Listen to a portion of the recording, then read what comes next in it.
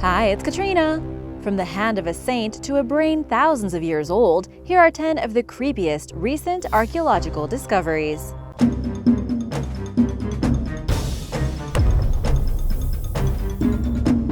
Number 10. Mutilated vampire remains. Last year, archaeologists discovered 3 mutilated bodies in a cemetery in western Poland.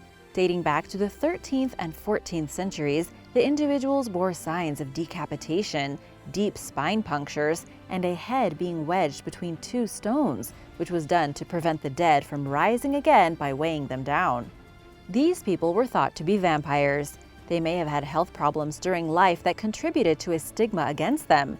2 of them may have suffered from kyphosis, a bone condition that caused a hunched posture. The 3 graves are quite different from the rest of the cemetery's burials, which are more orderly and organized. Most people were laid to rest with their hands across their chest or by their sides. It was somewhat common throughout medieval Europe for people to believe in vampires and engage in gory burial rituals to prevent them from coming back to life. In addition to wedging someone's head between stones, people sometimes removed a body's legs or pinned their neck down, leaving a sickle across it. Besides accusing those with visible disabilities of being vampires, cholera victims were also targeted, according to archaeologist Leslie Gregorica, who wrote in a paper that the first person to die from an infectious disease outbreak was presumed more likely to return from the dead as a vampire. Number 9. The Holy Right Hand. Every year on August 20th, known as St. Stephen's Day, the right fist of Hungary's first king, Stephen I, is taken out of St. Stephen's Basilica to lead a parade in Budapest. When Pope Gregory VII canonized Stephen I in 1083, the king's remains were exhumed from his grave.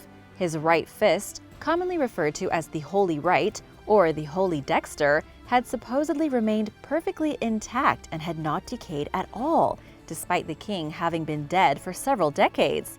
The hand was removed and preserved as a religious relic. The arm was believed to have miraculous properties.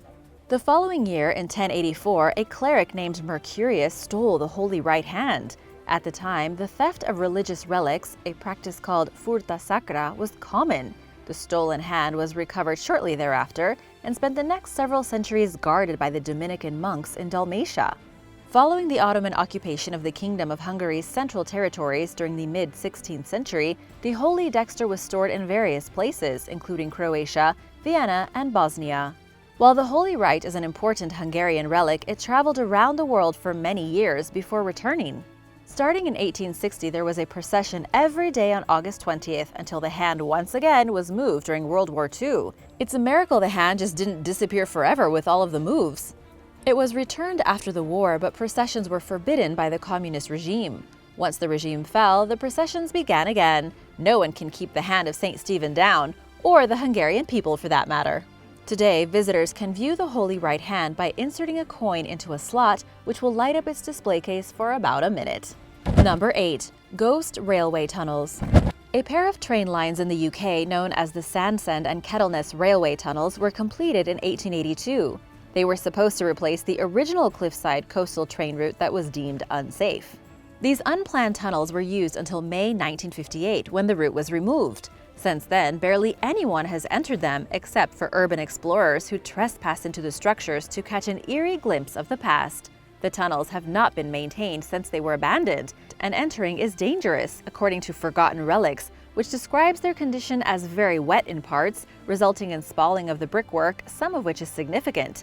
The website goes on to say that parts of the tunnel contain a thick orange sludge and bulges and fractures in the sidewall, making them structurally unsound and at risk of collapse. In fact, in 2008, part of the Sandsend Tunnel did collapse, succumbing to pressure from the cliff above it. But the disused tunnels may soon be revived, depending on the results of an ongoing study by the North York Moors National Park Authority to determine if it is feasible or realistic to repair the structures and implement them into a planned train line. The thing is, these tunnels never should have been built in the first place, and they are very unsafe. For now, everyone is urged to keep out. Number 7. Self-castration clamps. The Romans began worshipping the fertility goddess Cybele around 200 BC, having adopted the deity from Asia Minor during the Second Punic War.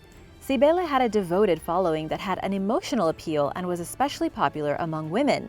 Male priests of the goddess and certain other deities castrated themselves as part of their service, using a set of forceps to get the job done.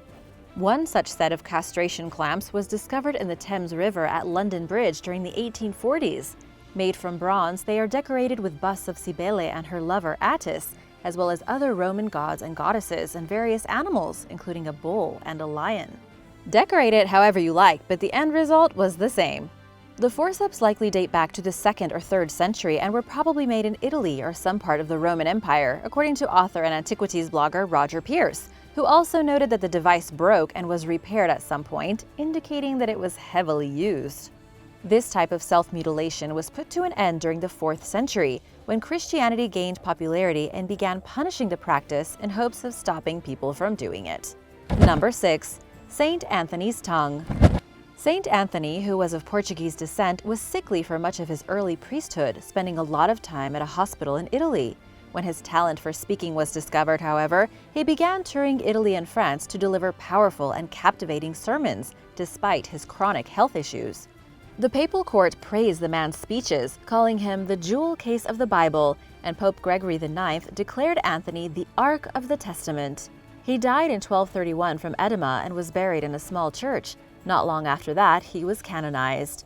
It was eventually decided that St. Anthony's body would be relocated from its original resting place and reburied at a new basilica that was built in his honor. When his body was exhumed in 1263, 32 years after his death, his tongue was reportedly intact, still wet and glistening, despite the rest of his body having decomposed.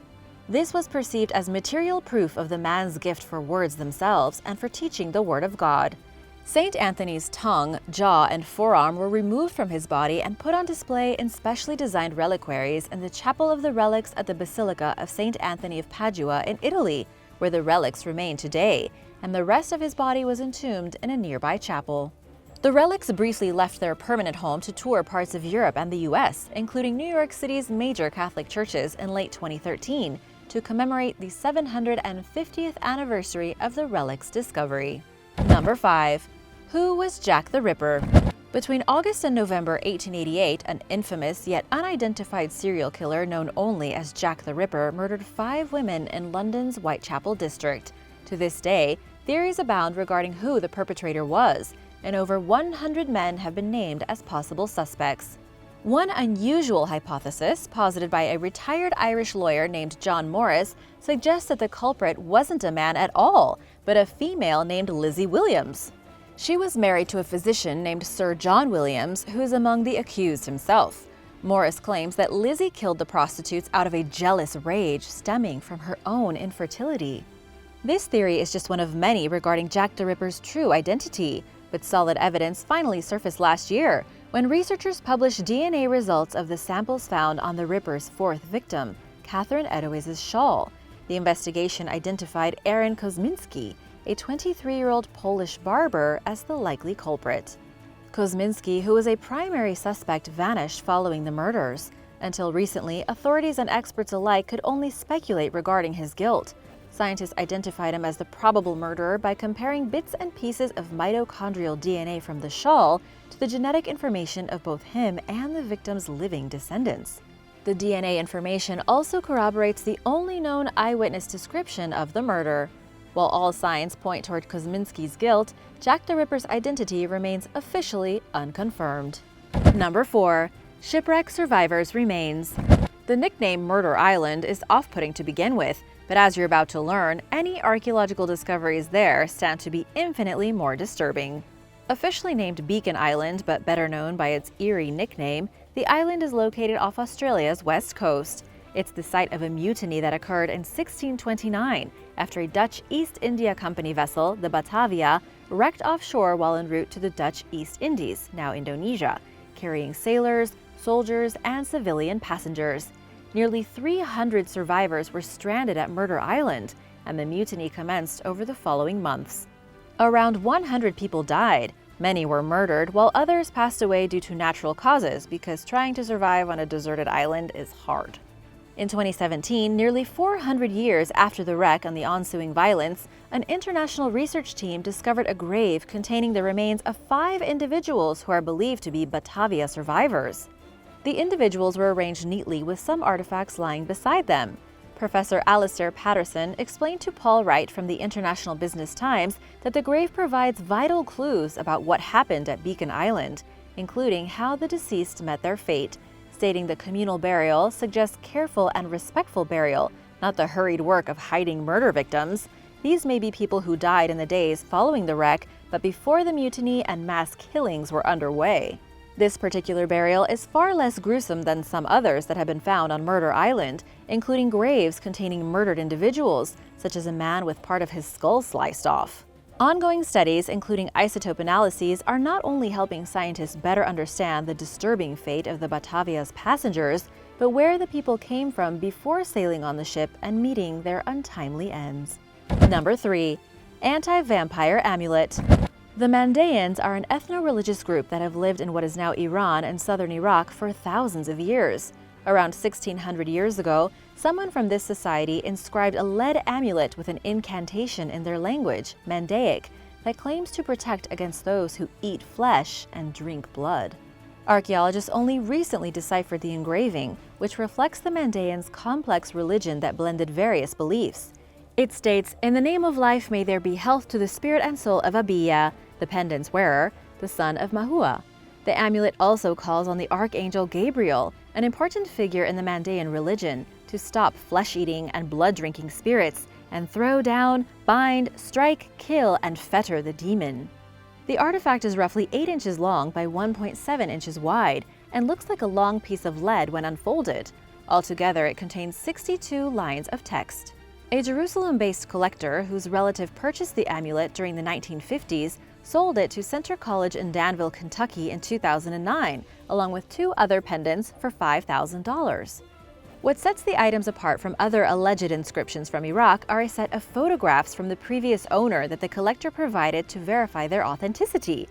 This is especially important because looting is extremely common in southern Iraq, and many experts refuse to examine artifacts without a traceable provenance or verified legal ownership. All 3 amulets are made of lead with a copper coating. Center College chemist Jeff Feiberg dated one to around 450 AD and another to 750 AD. Given their age, they are useful for learning more about the Mandaeans' religion and how it has evolved over time. There are around 50,000 Mandaeans living today. Although the amulet itself may spread an eerie message, the culture is one of pacifism and zero tolerance for violence. Until recent decades, the Mandaeans lived exclusively in Iran and southern Iraq, but political persecution and warfare have forced many to flee to other countries. Number 2. The head of St. Oliver Plunkett.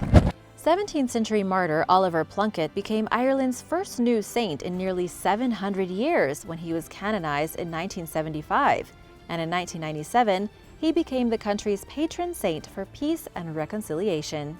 Plunkett became a priest during the aftermath of the Cromwellian conquest, which saw the persecution and execution of the Catholic clergy. Not surprisingly, he too became a victim of bitter anti-Catholic sentiments when he was targeted in the Popish Plot, a conspiracy to further hatred towards Catholics. Accused of promoting the Roman faith, he was found guilty of high treason and sentenced to death. Plunkett was hanged and quartered in 1681 at age 55. The priest's body parts were buried in 2 tin boxes, but were exhumed a few years later in 1683. From there, they traveled to the Benedictine monastery at Lamspring in Germany. Then, Plunkett's head was transported to Rome, then to Armagh in Northern Ireland. A few of his body parts found their final resting place in 1921 at St. Peter's Church in Drogheda, Ireland, where Plunkett's head remains on display today in a golden shrine. Most of the rest of his body ended up in Downside Abbey, England, while some parts remain in Germany. Number 1. Ancient preserved brain. The oldest ever preserved human brain was discovered at an Iron Age archaeological site in York, England in 2008. Dating back some 2,600 years to the 6th century BC, it was buried in wet, nearly oxygen-free clay, which likely helped the organ remain intact into modern times. It was nicknamed the Heslington brain. For a long time, researchers were not entirely sure why the organ stayed in such good condition, as it is extremely rare to find preserved soft tissue remains. The skull containing the brain was discovered face down in a pit, and the brain itself was not discovered until experts began cleaning the skull. I peered through the hole at the base of the skull to investigate, and to my surprise saw a quantity of bright yellow spongy material, Collections Project Officer Rachel Cubbett told the BBC, adding it was unlike anything I had seen before. The skull likely belonged to a man who was between the ages of 26 and 45 when he died. His head was removed from his body using a small sharp knife and was likely buried very shortly thereafter, perhaps partially explaining its remarkably preserved state. While the man's skin, hair, and flesh decompose over time, the brain managed to survive. A 2020 study found that certain types of brain filaments may have also helped to keep the brain in good condition. The research also suggests that the person possibly suffered from a disease that somehow affected the brain's preservation. Thanks for watching! Which discovery did you think was the creepiest? Let me know in the comments below, and be sure to hit that subscribe button if you haven't already. See you soon! Bye!